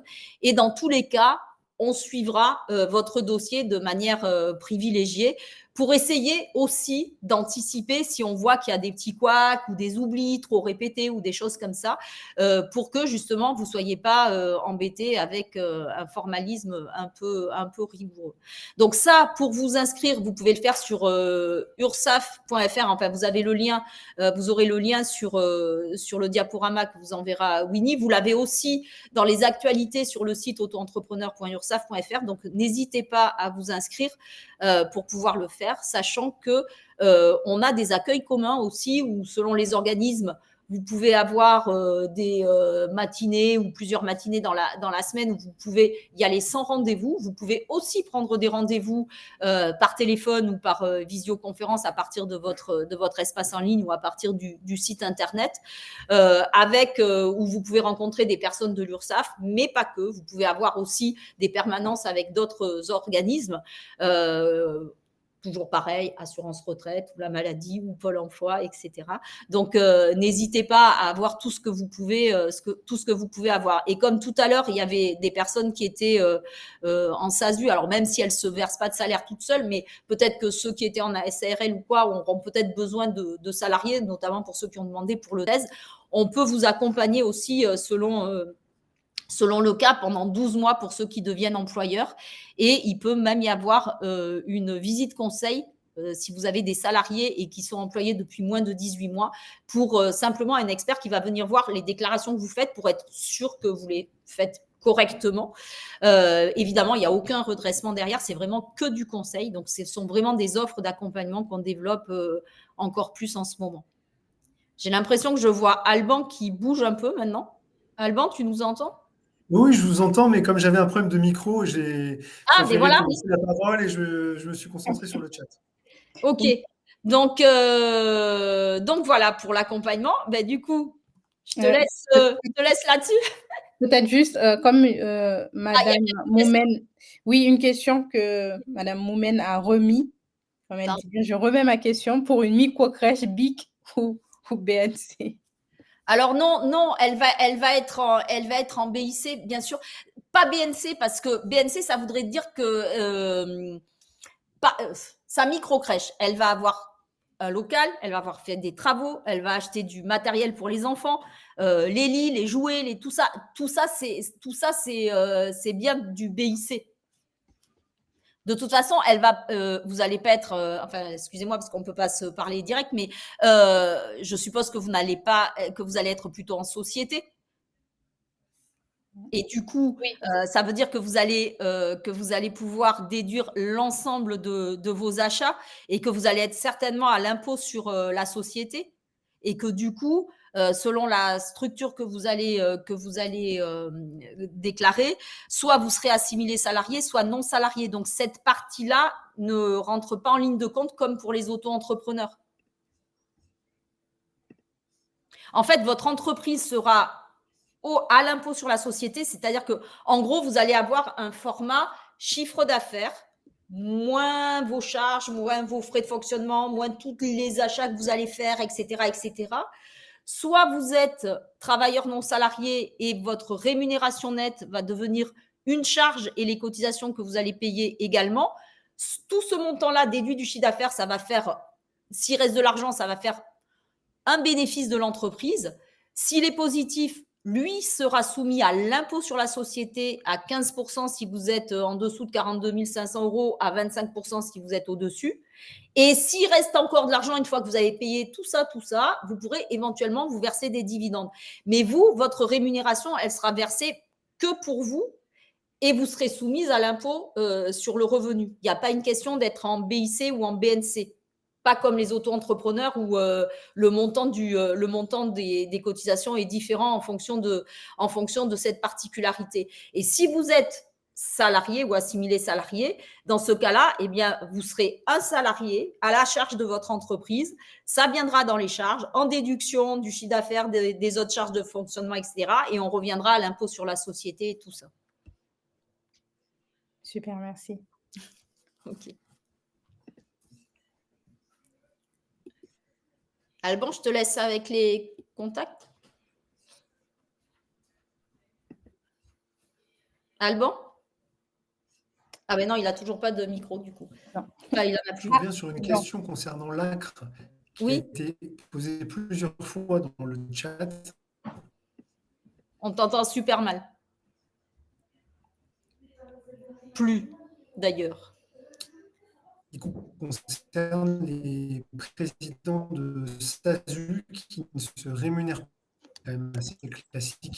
On t'entend pas. Et donc, comme ça a déjà été évoqué, on l'a dit, mais je le redis, l'ACRE va... Winnie, tu peux lui couper le micro. Je vais répondre et on lui expliquera après. Pas de demande à faire si vous je crois que n'avez pas bénéficié au cours des 3 dernières années, elle va vous être attribuée d'office. Alban? Mais si vous n'avez pas de salaire, vous n'aurez pas de cotisation à l'URSSAF. Je n'arrive pas à lui couper. Alban, on ne t'entend pas. Je génère pas. Alban, je vais répondre parce qu'on ne t'entend pas. Ah ben voilà, c'est bon, Agnès. Alors, je pense que j'ai compris la question. C'est pas grave, merci Alban. Je suis désolée, je vais essayer de répondre. Je crois que j'ai compris la question, mais effectivement, pour les présidents de SASU ou les gérants minoritaires ou égalitaires de SARL, puisque vous êtes aussi assimilés salariés, j'en ai parlé tout à l'heure en disant que c'était cumulable avec l'ACRE, sauf que si vous ne vous versez pas de salaire, comme vous payez zéro, vous payez zéro, l'ACRE ne vous sert à rien parce qu'en fait, on ne va pas déduire des cotisations de zéro. Donc, en fait, c'est juste que malheureusement, si vous ne versez pas de salaire, eh ben, c'est terminé. Vous ne bénéficierez pas de l'ACRE. Alors après, c'est à vous de voir. Est-ce que c'est plus intéressant de ne pas vous verser de salaire tout de suite? Est-ce que vous versez un minimum de salaire pour bénéficier de ces exonérations, quitte à vous payer moins cher ce que vous aviez prévu de vous payer l'année suivante? Ça, c'est quelque chose qu'il faut voir avec la personne avec qui vous allez faire votre prévisionnel pour bénéficier quand même de cet ACRE. Voilà, il y a des choses à réfléchir, il y a des choses vraiment où il faut que vous puissiez voir les différences qu'il y a. Vous pouvez faire des simulations sur notre site qui est monde-entreprise.ursaf.fr sur lequel vous pouvez faire des simulations de cotisation, quel que soit le statut que vous allez choisir de créer et quelle que soit la raison pour laquelle vous allez le faire. Vous pouvez soit faire des comparatifs entre les différents statuts de chef d'entreprise, soit vous pouvez faire vraiment une simulation express en 1 seconde, vous tapez un montant, tchac, vous l'avez, soit vous pouvez répondre aux questions qui sont juste en dessous pour avoir une simulation beaucoup plus affinée, et ça vaut peut-être le coup dans ces cas-là, et il faudrait savoir les raisons pour lesquelles vous versez vraiment rien au départ. Si c'est uniquement pour percevoir la totalité de l'art et que parce que vous ne pouvez pas vous verser de salaire parce que il faut un peu de temps et c'est normal aussi dans certaines activités à l'entreprise pour se développer. Il y a vraiment beaucoup de paramètres qui font il faudrait vraiment mieux connaître le dossier pour savoir ce qui serait le plus intéressant en fait. Donc, alors une toute dernière question. Est-ce que salaire et dividende, c'est pareil? De monsieur Julien. Pardon? Excuse-moi. Est-ce que pour l'URSSAF, salaire et dividende, c'est pareil? Non. Non, alors pas du tout. Alors en fait, quand vous êtes, ça va dépendre justement du statut que vous allez avoir au sein de votre entreprise.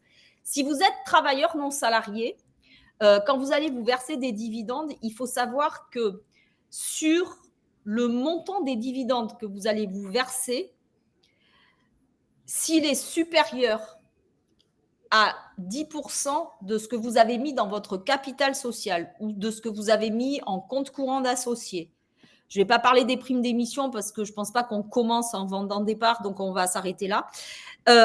Sur les 10 premiers pourcents du montant que vous allez vous verser, vous allez payer des prélèvements sociaux et de l'impôt sur le revenu. Prélèvements sociaux à 17,2%. Et impôt sur le revenu, en fonction de votre imposition, parce que ça sera réintégré dans vos autres revenus. Mais par contre, pour les 90 autres pourcents, vous serez soumis aux mêmes cotisations que votre rémunération, c'est-à-dire un petit peu moins de 50%. Les 10% là, soit vous avez un taux d'imposition personnelle au-delà de 12,8% et il faut prendre la flat tax qui vous permet de bloqué à 30% prélèvements sociaux, impôts sur le revenu, soit vous êtes bien en dessous des 12,8%, et dans ce cas-là, vous payez les 17,2% de CSG-CRDS, et vous déclarez le montant qui sera abattu par les impôts et réintégré dans vos revenus pour payer de l'impôt sur le revenu. Ça, c'est les non-salariés. Donc, une partie juste du prélèvement social de l'impôt sur le revenu et une très grosse partie, les 97%, comme si c'était de la rémunération. En revanche, quand vous êtes assimilé salarié, c'est sur la totalité de vos dividendes que vous ne payez que les prélèvements sociaux et l'impôt sur le revenu. Donc, soit 30% taxes pour les prélèvements sociaux, 17,2 CSG-CRDS et 12,8 pour les impôts. Soit, encore une fois, si votre taux d'imposition est inférieur à 12,8%, 17,2 de prélèvements sociaux et l'impôt sur le revenu en fonction des revenus de vos revenus, des revenus de votre foyer. Donc non, ce n'est pas la même chose du tout. Non, même pas si. Alors le compte pro, ça dépend. Si vous êtes, si vous avez une entreprise au réel, vous êtes obligé d'avoir un compte pro. Alors, pas que pour les impôts, mais c'est la loi, c'est comme ça. Et en plus, si vous avez, si c'est une société, encore plus parce que vous êtes obligé de déposer sur un compte le capital, etc., etc. Donc ça, dans ces cas-là, c'est un compte pro, on ne se pose pas de questions.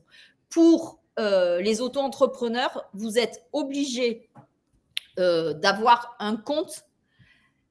L'obligation réelle, c'est si pendant 2 années consécutives, vous faites plus de 10 000 euros de chiffre d'affaires. Pour autant, on vous conseille quand même de prendre un compte pour cette activité parce que même pour faire votre gestion et tout ça, ça sera mieux d'avoir la séparation côté professionnel et côté personnel. Et en plus, vous avez des avantages à avoir un compte professionnel. Vous êtes mieux protégé dans certains cas qu'avec un compte particulier. Alors, pourquoi je dis un compte professionnel, même si dans la loi, on dit que c'est un compte dédié à cette activité? Parce qu'il y a une loi qui est passée en mai 2022 qui dit que vous êtes obligé de rajouter sur tous vos documents, devis, factures, conditions générales de vente, vos documents de communication, votre site internet et sur votre compte bancaire, la mention EI avant ou après votre prénom et votre nom pour entrepreneur individuel, comme on voit EURL, La Tulipe ou SARL, du Schmoll, etc. Eh bien, cette mention d'EI a fait que toutes les banques ont dit « Ah oui, mais s'il y a cette mention, forcément, c'est un compte pro ». Donc, ils ont développé énormément d'offres pour des comptes professionnels adaptés aux auto-entrepreneurs. Et moi, je vous conseille, un peu comme pour les assurances, que ce soit l'assurance décennale pour ceux qui sont dans le bâtiment ou la responsabilité civile professionnelle pour les autres, eh bien, c'est important de faire plusieurs devis avec vos propres banques, avec vos propres assureurs, et de faire des devis ailleurs et de prendre l'offre qui vous paraît la plus adaptée à vos besoins, en fait. Super, super. Je pense qu'on va terminer sur les contacts clés. Je vais peut-être juste faire un petit mot parce que je crois qu'on n'en a pas parlé. Je ne sais pas, Alban, au début, si tu en as parlé, mais comme quand je répondais, j'étais moins concentrée. Sur le médiateur de la consommation, alors j'ai répondu à une ou deux questions comme ça, mais je le redis parce qu'on a toujours l'impression que c'est un peu une option, mais pas du tout en fait. Il faut savoir que depuis la loi de la consommation, c'était 2016, tout professionnel qui travaille pour des particuliers est obligé de pouvoir lui fournir le nom d'un médiateur de la consommation et l'inscrire sur ses documents aussi, soit conditions générales de vente ou ses factures. Pourquoi? Parce que si vous avez un litige, alors le mieux, évidemment, c'est de régler ça entre deux. C'est le mieux, ça va plus vite, ça coûte moins cher, tout ça, ça c'est bien. Si ça ne fonctionne pas, au lieu d'aller tout de suite en justice, eh bien, c'est une deuxième tentative de règlement à l'amiable avec ce fameux médiateur de la consommation. Et si ça ne fonctionne pas, là, c'est l'assurance qui prendra le relais. Donc, ce n'est pas une option. Si je travaille qu'avec des entreprises, j'en ai pas besoin, je ne me pose pas de questions. Si je travaille avec des particuliers, j'ai besoin d'avoir ce médiateur. Alors, selon vos activités, vous pouvez vous rapprocher de vos instances nationales, fédérations, organisations professionnelles, etc., pour voir s'il n'y a pas eu une négociation pour votre activité avec un médiateur pour que ça vous coûte moins cher. Autrement, toujours pareil, sur le diaporama qui est en ligne sur notre site, vous avez un lien vers ceux qui sont référencés par les pouvoirs publics, puisqu'on ne peut pas prendre, évidemment, n'importe quel médiateur pour assumer J'ai mis le lien. Cette chose. Oh, merci. On t'a entendu là d'un seul coup. Cool. Voilà. Super. Du coup, on peut passer peut-être aux interlocuteurs clés. Oui. Ah oui. Ben oui, du coup. Oui. Non, si on t'entend. On ne t'entend pas. Du coup, alors, vos interlocuteurs, alors, on a vu, on a le site internet, bien sûr. Alors, faites bien attention, j'insiste, mais un peu lourdement, mais quand même. C'est vraiment celui où il y a URSSAF au milieu. Tous les autres, faites attention. En plus, il y en a qui vous demandent des participations financières. Donc, bon, faites attention. Après, ce que je disais tout à l'heure, vous pourrez prendre des rendez-vous depuis le site, depuis votre espace en ligne, etc. ou nous appeler au 36 98. Donc, n'hésitez pas si vous avez besoin de prendre des contacts avec nous. Et puis, au niveau des ressources, alors, on a une chaîne YouTube qui s'appelle URSSAF officiel. Moi, je vous conseille de vous abonner, d'aller voir déjà ce qui existe soit pour les auto-entrepreneurs, soit pour les autres. Avec Alban, on a fait des webinaires sur la création d'entreprises, justement, avec les documents où vous trouverez quelques informations. Vous avez pour les auto-entrepreneurs des minutes auto-entrepreneurs. Ce sont des focus, il y en a 6 ou 7 vraiment sur des particularités. Bien sûr, on est présent sur les réseaux sociaux également. Et puis, vous avez tout un tas de sites qui sont importants pour vous. Alors, on a auto-entrepreneur.ursaf.fr ou ursaf.fr pour les autres. On a mon-entreprise.ursaf.fr, je vous en ai parlé tout à l'heure pour les simulations. On a bien sûr les sites du service public. Il y a le site de Sécu Jeunes selon ce que vous cherchez. Essayez de prendre toujours des sites plutôt officiels. On a économie.gouv, Amélie, la CAF, bien sûr le site des impôts. Voilà, essayez vraiment de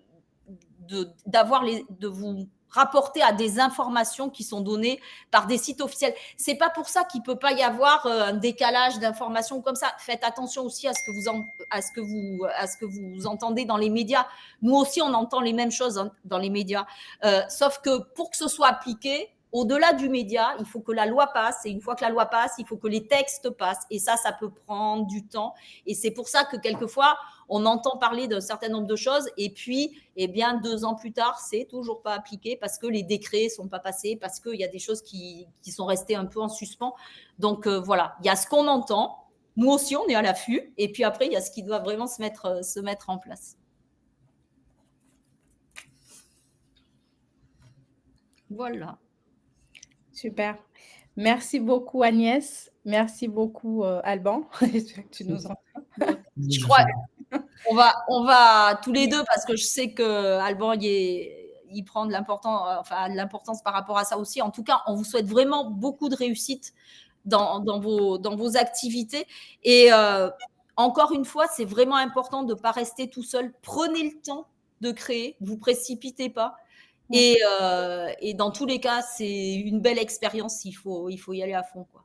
Tout à fait. Et puis, prenez le temps aussi de rechercher les informations sur les sites officiels, bien sûr. Il faut vraiment regarder les sites officiels.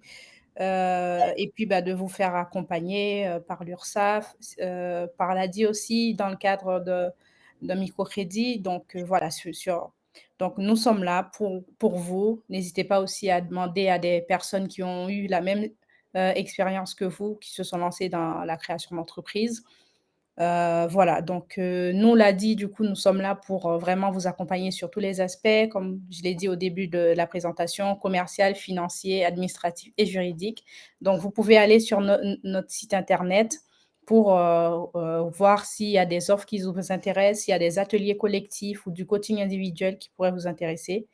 Donc, voilà. Et puis, bah, il y aura d'autres webconférences. On espère qu'on a pu répondre à la majorité de vos questions. C'est compliqué de traiter les cas individuels qui sont beaucoup plus adaptés à des rendez-vous individuels. Donc, voilà. Encore un grand merci aux animateurs, à Agnès Ardon, à vous d'être restés jusqu'au bout, de Oui, merci. participer. Voilà. Donc, on vous souhaite une très, très bonne continuation dans dans votre projet de création, de développement d'entreprise.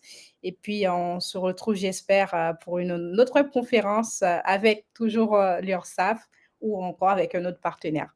Encore merci et à très bientôt. Je vous ai envoyé le fichier, onglet fichier au-dessus du chat. Oui, voilà. Je vous ai envoyé le support de communication, donc n'hésitez pas à le télécharger. Et le replay sera disponible dès la semaine prochaine sur notre chaîne YouTube.